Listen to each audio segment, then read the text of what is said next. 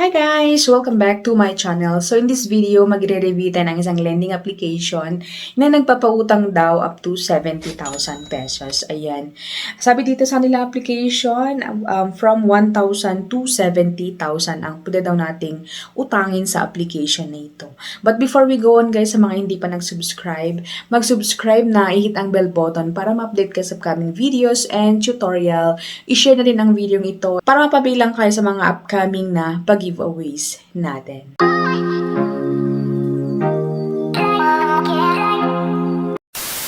Alright, welcome and welcome back sa ating channel. So, for today's video nga guys, is magre-review tayo ng isang lending application. And ayon sa kanilang application guys, 1,000 to 70,000 pesos ang pwedeng utangin.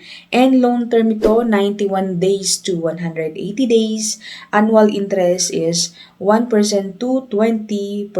Transaction fee is 0. Ayan. So, requirement, Philippine citizen, 20 to 60 years old, with one valid ID, and of course, stable income. So, yun po ang kanilang requirement sa application na ito. Ayan.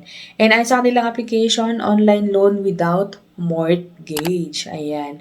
And of course, ang lending application na ito ay walang iba kundi si Pera 247. Ayan.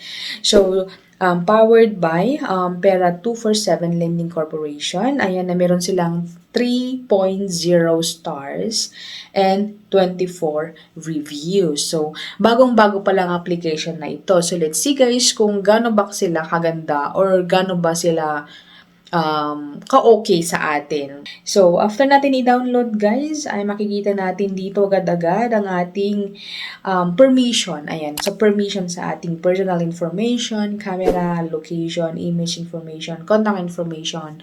So, alam niyo na yan guys ang gagawin. Okay? So, tap ang reject kung ayaw niyong ituloy, agree kung itutuloy. So, tap natin ang agree of course.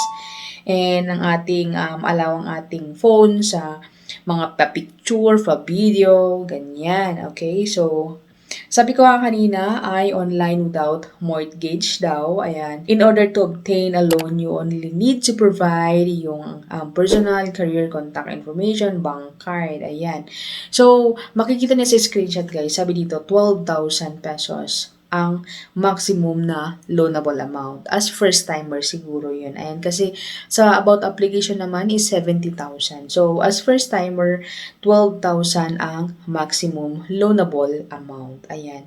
And then, sabi dito na yun nga, maximum and yung minimum na pwedeng mautang sa kanila is 8,000. So, let's move on. Pili lang tayo dyan, guys. Or go borrow. Tap natin yung go borrow.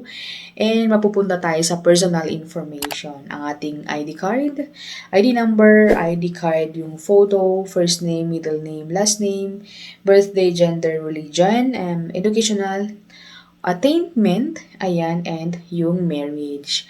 So, by the way guys, yung mga nilalagay natin sa ating pangalan or sa ating information is dapat parehas sa ating ID para iwas reject, ganyan. Kung in case na okay ang application na ito. So, wag muna kayo mag-download guys. Panoorin muna ang video nito para makita natin kung goods ba sila or hindi. Ayan. So, of course, pili tayo ng ating ID. So, for me is ating UMID ID na naman ang gagamitin. Okay? So, next is ang ating work information. Ayan. So, by the way guys, yung mga ID pala, nakalimutan kong sabihin, yung mga ID na pwede natin gamitin sa kanila is PhilHealth ID, passport, driver's license, voter's ID, ayan. And SSS, UMID, and yung ating PRC ID, ayan. So, sa work information naman, yung work identity, type of jobs, industry, classification, income range, ayan. So, bali mga income daw natin. Company name, province, workplace, work district, ayan. So, basically, yung address ng office daw natin, ayan. And then, of course, next thing is yung ating contact information, ayan. So, nangangailangan sila ng 5 na contact information. Okay? So, ilagay lang yung first contact name, relationship with you, and yung contact phone number. So, meron silang paaro dyan. So, magda-direct sa ating phone and then magse-select lang natin or magse-select lang tayo sa ating phone book. But by the way, mga nilalagay po natin is be sure na alam nila kasi in case na ma-due po tayo, ay sila ang kukulitin ng mga agent. Ayan. And then next thing is ang ating bank information. Okay? Next thing is ang ating pa-selfie. Ayan. So, pa-selfie ni Mayora. So, please take an upload photo of your face. Ayan. So, after which, mag-picture-picture. Ayan. And sabi dito, 8,000 quota pending application.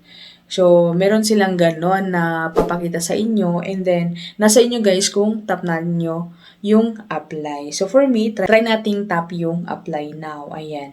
So, ayan na guys. So, makikita natin dito, 5,000 ang pwede nating utangin sa kanila. So, medyo malaki-laki. Ayan. So, 5,000, 0.5 percent yung daily rate down natin. Ayan. So, tap nating apply. So, ayan na guys. Ayan. So, loan duration is 120 days. Handling fee, 675. Interest niya, 5 pesos. So, amount to account is 825. Ayan.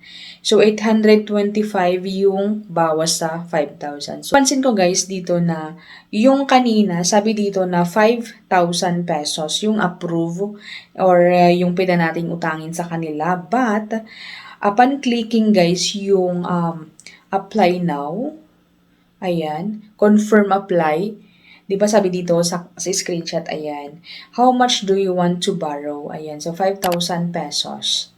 Ayan, so confirm. Ayan. So sabi dito, the system is reviewing for you. It will take 1 hour to verify your order. Ayan, so 1,500 pala ang uutangin natin sa kanila. And loan duration nito is 7 days. O, diba? So, ang galing guys. Ang daming pinakitang mga number na pwede daw nating avail sa kanila. But, mapupunta din pala tayo sa pinaka minimum na amount na pwede nating utangin sa kanila. Though approve siya guys, but then ang laki-laki ng kanilang ibabawas, ayan, 825 pesos. Ayan. So, medyo malaki-laki. Parang half or ganon. Basta pupunta na doon, malaki-laki ang bawas. Ayan. So, ayan guys, si Pera 24/7. So, ano masasabi nyo guys? Okay ba siya o hindi? Please comment down below.